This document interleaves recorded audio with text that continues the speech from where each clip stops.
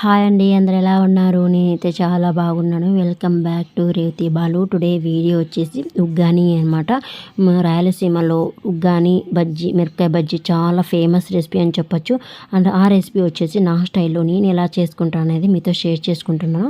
వీడియోలోకి వెళ్ళే ముందు వీడియోని ఎక్కడ స్కిప్ చేయకుండా ఎండ్ వరకు చూడడానికి ప్రయత్నించండి. కొత్త వాళ్ళు ఎవరైనా చూస్తున్నట్లయితే ప్లీజ్ సబ్స్క్రైబ్ చేసి పక్కనున్న బెల్ ఐకాన్ ప్రెస్ చేసి ఆల్ అనే ఆప్షన్ని క్లిక్ చేయండి. నేను వీడియోస్ పెట్టిన వెంటనే మీ వరకు నోటిఫికేషన్ వచ్చేస్తుంది. లేట్ చేయకుండా వీడియోలోకి వెళ్దాం. ఇక్కడ ఉగ్గానికి సంబంధించినవన్నీ రెడీగా పెట్టేసుకున్నాను అనమాట.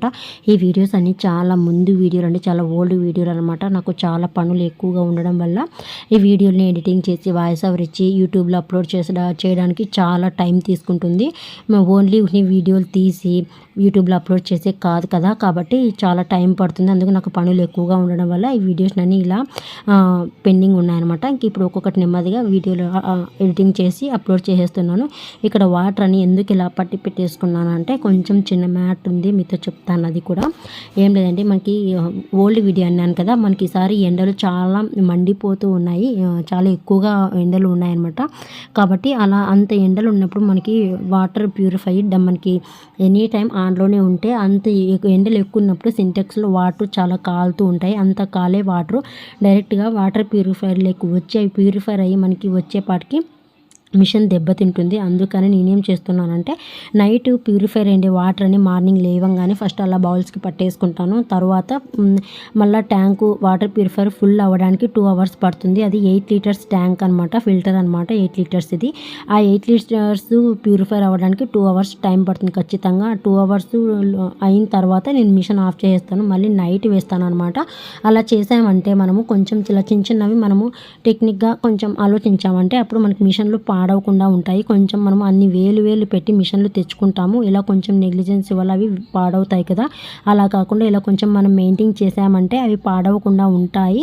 ఎక్కువ రోజులు మనకి లైఫ్ అనేది వస్తుంది అనమాట. వన్స్ ఒకసారి అది పాడైందంటే అవి ఇంకెక్కువ మనకి రిపేర్ వస్తూనే ఉంటాయి. కాబట్టి అలా మనం కొంచెం మెయింటైన్ చేసుకుంటే సరిపోతుంది. అంతే, నాకు తెలిసిన చిన్నపాటి టిప్ చెప్పాను, అంతేనండి.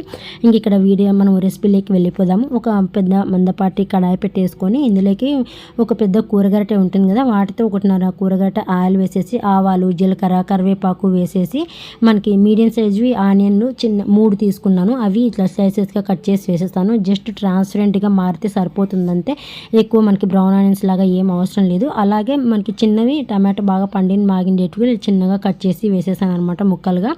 మనకు కూడా అంతే, ఈ టమాటాలు కూడా మంచిగా ఇలా మెత్తగా అయ్యే వరకు బాగా మగ్గించుకోవాలి. ఇలా మగ్గిన తర్వాత ఇలా పచ్చిమిర్చి వచ్చేసి ఘాటుగా అంటే కారంగా లేవండి, అందుకే కొన్ని ఎక్కువగానే తీసుకున్నాను. ఒక పెద్ద గుప్పెడు పచ్చిమిర్చి తీసుకొని సాల్ట్ వేసి మెత్తటి పేస్ట్లా గ్రైండ్ చేసేసుకున్నాను అనమాట.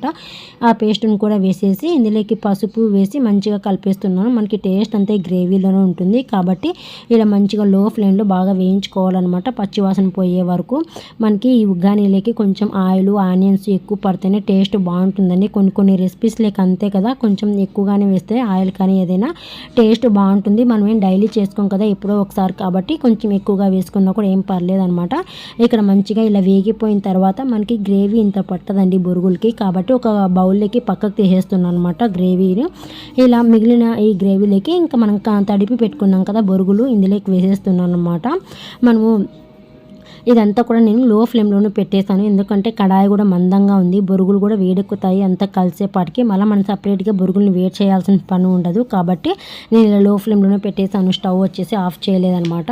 ఇక ఇక్కడ ఒక ఫుల్ నిమ్మకాయ అనేది పిండేస్తున్నాను బొరుగుల పైన. ఎందుకంటే గ్రేవీలోకి ఎందుకు పిండలేదంటే, గ్రేవీలోకి పిండామంటే ఆనియన్స్ చక్కగా పులుపుని పీల్చుకొని మనం తినేటప్పుడు పుల్లగా అనిపిస్తుంది అనమాట ఆనియన్స్ వచ్చేసి. కాబట్టి బొరుగుల మీద వేసామంటే మనకి చాలా బాగుంటుంది. కాబట్టి నేనైతే ఇలానే వేస్తాను, బొరుగులు పైన వేసేస్తాను. వేసేసి మంచిగా గ్రేవీను బొరుగులు కలిసేలాగా కలుపుకోవాలి.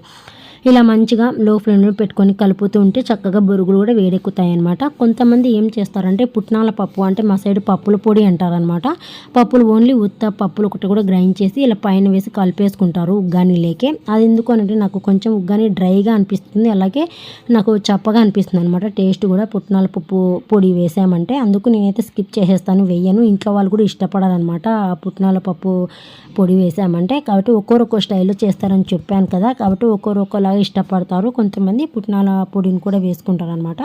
నేను జస్ట్ ఇంతే, ఇంతకు మించి వేరే ఏ విధమైనవి వేయను అనమాట. 100కి 100% ఇలానే చేసుకుంటాను నేనైతే.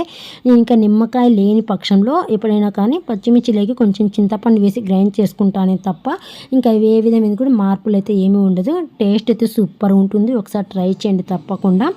ఆనియన్స్ ఆయిల్ కొంచెం ఎక్కువ వేయండి అంతే, ఇంకా అంతకుమించి ఇంకేం వద్దు. టేస్ట్ మాత్రం సూపర్ ఉంటుంది. ఇంట్లో వాళ్ళందరికీ కూడా నచ్చుతుంది అనమాట. ఇంకా చెల్లెలు వాళ్ళ పిల్లలు వచ్చారు కదా, అందుకు వాళ్ళు కారం తినాలనేసి కొంచెం ఉత్త బొరుగులు పక్కకు తీసి కొన్ని బొరుగులు మసాలా బొరుగులు వేసి కలిపి ఇచ్చేసాను అంతే. చాలా టేస్టీ రాయలసీమ ఉగ్గాని అయితే రెడీ అయిపోయింది అనమాట. నా స్టైల్లో నేను ఇలానే చేసుకుంటాను. ఐ హోప్ ఈ వీడియో మీకు నచ్చినట్లే అనుకుంటున్నాను అనమాట. నచ్చిందని ఐ హోప్ ఈ వీడియో మీకు నచ్చినట్లయితే లైక్ చేయండి, షేర్ చేయండి, కామెంట్ చేయండి. మీ ఫ్యామిలీ అండ్ ఫ్రెండ్స్కి ఈ వీడియోని షేర్ చేయండి. మరొక మంచి యూస్ఫుల్ వీడియోతో మీ ముందుకు వస్తాను. అంతవరకు bye bye, have a good day.